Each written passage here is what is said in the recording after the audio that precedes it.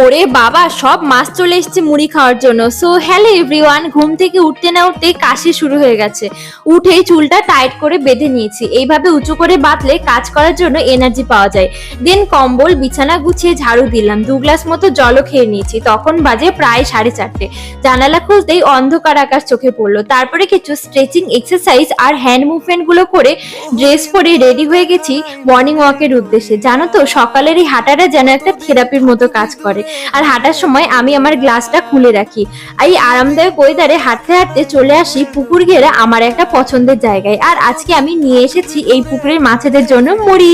তো চলো মুড়িগুলো দেওয়া যাক। আর মুড়ি দিতেই দেখো সবাই হামলা করে, কাড়াকাড়ি লেগে যায় মুড়ি খাওয়ার জন্য। তো এই ভিউটা আমি ভীষণ ভাবে এনজয় করি। বাড়ি এসে গেছি, বাড়ি এসে তো প্রচন্ড খিদে পেয়ে গেছে, তাই আগের দিনে রাখা অর্ধেক তরমুজ দিয়ে জুস বানিয়ে নিয়েছি। এটা একটা রিফ্রেশমেন্ট ড্রিঙ্ক হিসেবেও কাজ করে। তো ভিউ দেখতে দেখতে জুসটা এনজয় করলাম।